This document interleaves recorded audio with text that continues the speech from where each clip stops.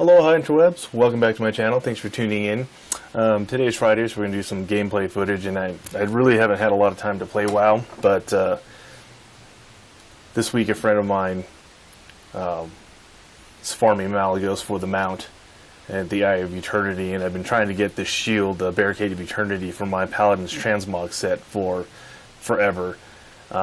But at level 85, it's hard to solo that dragon. It's doable, it's soloable, especially at 90, but at 85 it was just a little bit hard. I've seen videos of people do it at 85.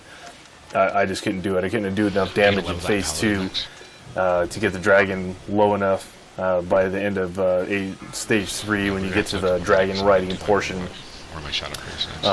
He was already enraged, so he just hit me once and I died. But since my buddy's geared 90 shaman was going to go in here and try to get the mount, I decided to tag along with my paladin and try to go for the shield. And so, you know, we pretty much did it the traditional way. He got some stars down, stood in the pool, and then just nuked the boss. And since he was elemental, he could actually do a lot more damage during those air phases. And I think we only went up in the air one time, which was good time-wise, because you know, I was going for 6-minute Maly, which is completely doable when you have a geared 90 in there just blasting the dragon's face.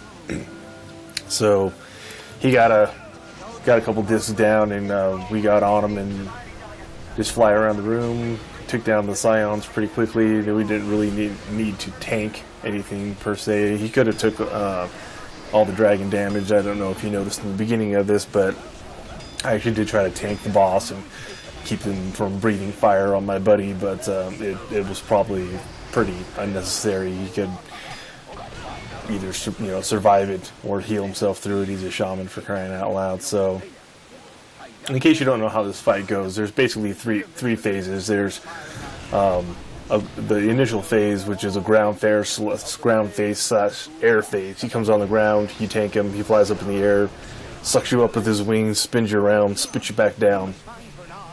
And then during the second phase, some of his protectors on these discs are flying around, and you have to kill them off the discs, jump on the discs, get off the ground. It helps you from taking damage from the dragon who's nuking the floor.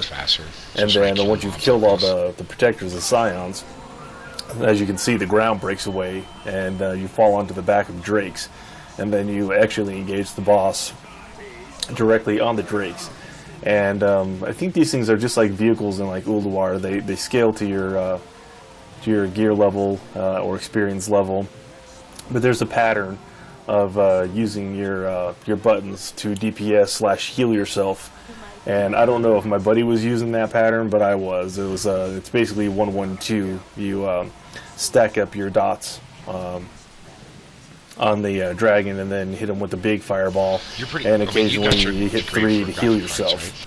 But there's static fields floating around. You're supposed to stay out of those. I think I ran into one just there. I should say back. But I'm still alive, so we actually get this boss down. We get a couple of achievements. You get an achievement for killing him under 6 minutes. I was 6-minute Maly, and you get an achievement for doing it with less than 8 people in a 10-man version. And for a black and white.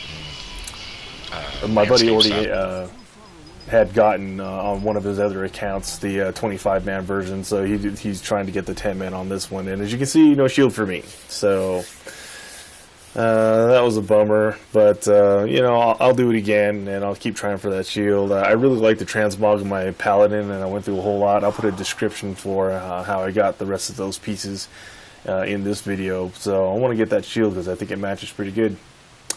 Thanks for stopping by the channel, interwebs. Peace out. Enjoy the rest of your weekend. Don't forget to subscribe. Catch you guys in the next video.